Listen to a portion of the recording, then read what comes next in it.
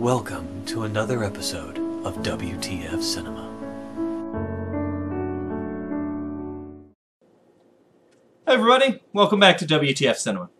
Now, in honor of Arkham City, which I finally got to play, and it's a lot of fun, I've decided to revisit the 1966 Batman TV series. So here we go, it's time for another installment of WTF Batman!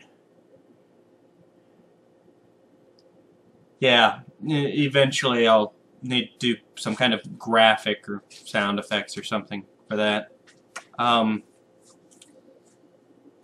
So let's do this.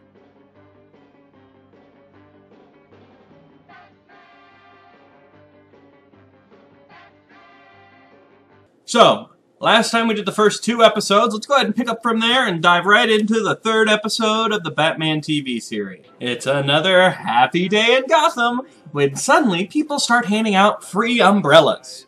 Gee, I wonder who our villain's gonna be. So suddenly everybody rushes into the jewelry store when it opens, and then they all open up their umbrellas and hijinks ensue. They were told there'd be like a winning gift certificate on the inside of the umbrellas, but why did they rush in first? Was there not a single superstitious person in the crowd? Because I'm not the most superstitious person alive, right? I've walked under ladders, I've broken a mirror in my life. But even I will hesitate for a second before I open up an umbrella indoors. It's just one of those things that's kind of ingrained in you. It gives you a moment's thought. That entire crowd of people, none of them went, this might not be a good idea. Because we see later, the umbrellas don't open themselves. Everybody opened their umbrellas before hijinks ensued. Apparently it's a running thing for the commissioner to explain to all the other police officers what they already know about the criminals at hand so that we, the audience, can learn it. Because he did the same thing last time with the Riddler. But he's explaining to these people who already know that umbrellas mean the Penguin. But he shows a little bit of surprise. He's like, I thought the Penguin was in jail. And it turns out he got released 3 days ago and I didn't know. Whoops. If I was the police commissioner for a city that was the playground of every supervillain on the planet, I'd kind of make it my job to know the release dates of supervillains. Because it's not like there's a whole ton of supervillains. Okay, there's a lot of supervillains. But I think my point remains, there's less supervillains than there are regular criminals. So you think you could get a memo. By the way, Penguin's release date's coming up. By the way, Clayface is getting out soon. You know, whatever. Also, it wasn't on the news. I mean, these are people who terrorize the city again and again and again. And the city doesn't even get the heads up. By the way, supervillain coming at you. We're not going to... No warning. No looking into it, just, oh, I guess he got out 3 days ago. Now, the police immediately all agree that they are way too incompetent to possibly deal with the Penguin, and that they need Batman to help them. There's not even a discussion on this. It's just, yeah, we're not good enough. We need Batman. The police in this show are unabashedly, wildly incompetent. Because they rely on a vigilante to do their jobs. And they go, yeah, we're not good enough to deal with these super criminals. Thank God we've got a criminal of our own who's called Batman. Because fighting crime without being a police officer is not really kosher. Luckily, the prison has a policy where in the final week before they're going to release somebody, they put them in a cell with hidden camera. So that they can keep an eye on them and make sure that the rehabilitation has worked. Not sure the point of that, because they point out that even if they thought the criminal was still evil, when his time's up, you gotta let him go, because that's the way the justice system works. So I don't know why you have the camera to double check, but we'll come back to that in a minute. We see the Penguin plotting his new scheme. Apparently he's going to plot a scheme that will turn Batman into a criminal. He's gonna turn our vigilante into a criminal. Should be easy to do. Now, this thing goes on for a while, and you watch the Penguin from multiple camera angles, close-ups.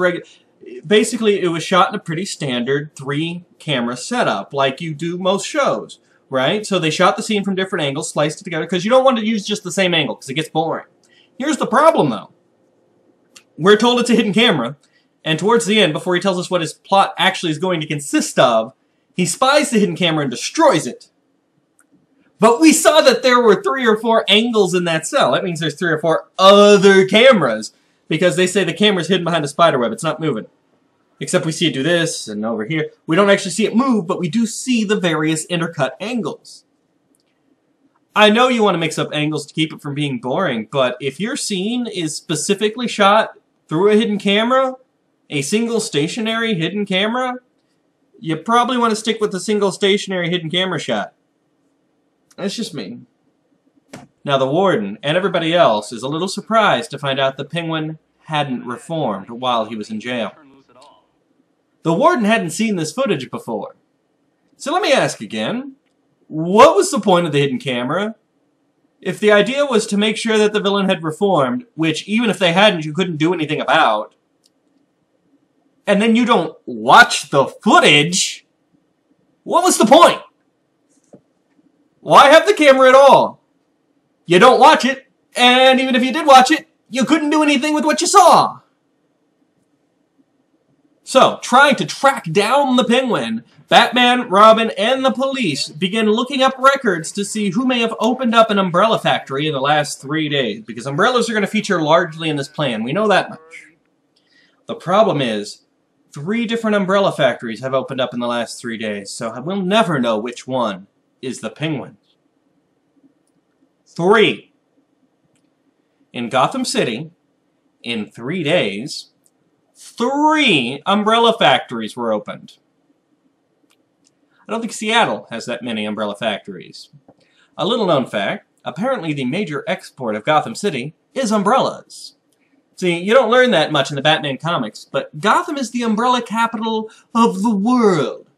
3 factories in 3 days! So, either it had no umbrella factories before that, or they're just such a profitable business model that they just keep popping up all the time. Luckily, Batman is able to track down which one belongs to the Penguin. Here's a hint. It's the one owned by K.G. Bird. So we cut to the factory, and the Penguin reveals to his henchmen that he doesn't actually have a plan. Sounds dastardly. Because, see, what he wants to do is trick Batman into becoming his ally in crime, or his partner in plunder, as he refers to it. Well, that sounds like a plan to me. On his way to confront the Penguin, Batman is informed over the radio that there's a bunch of guys giving away free umbrellas near a bank. Quick! Emergency U-turn!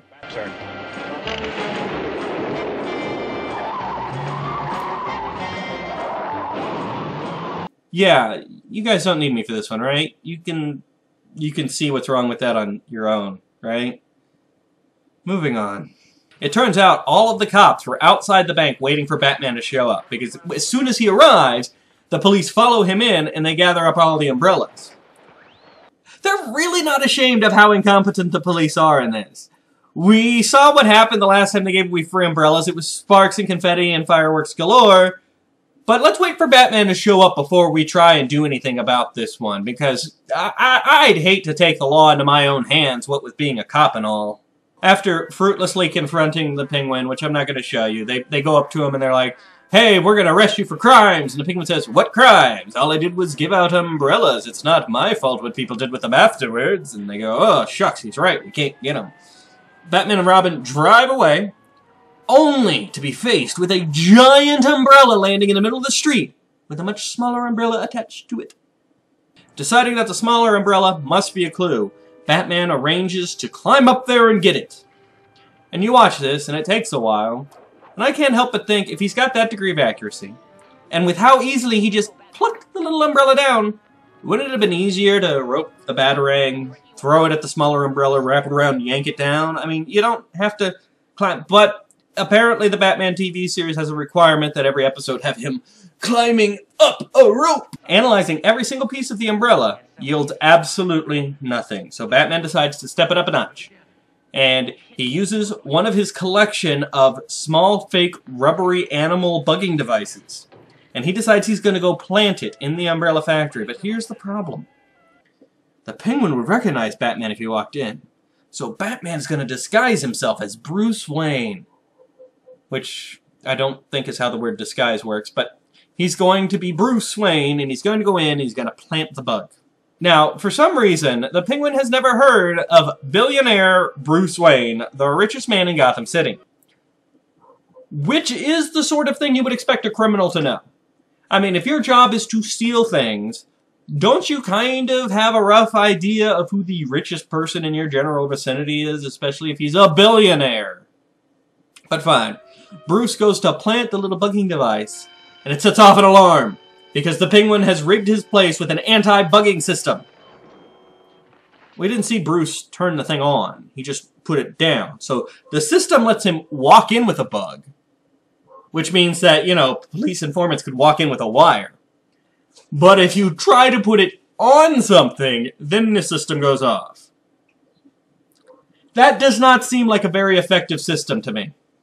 The henchmen, who are always pictured in all black with black bowlers and black masks, even in their own hideout, even when they're relaxing and they're not around anybody but the boss, who presumably knows their identity, they grab the unconscious Bruce Wayne, they throw him on a conveyor belt, and they're gonna feed him into the furnace. The end of Bruce. Guys, I don't know how Batman's gonna get out of this one, honestly. We're at the end of 3 episodes, and it looks like the 4th episode's just gonna consist of Batman burning alive, and then, like, Robin's gonna have to become the new hero. I don't see a way out of this. Join us next week, and we'll find out how he gets out of this. Same WTF time, same WTF channel. Thank you for watching WTF Cinema. Until next time, what the f***, man?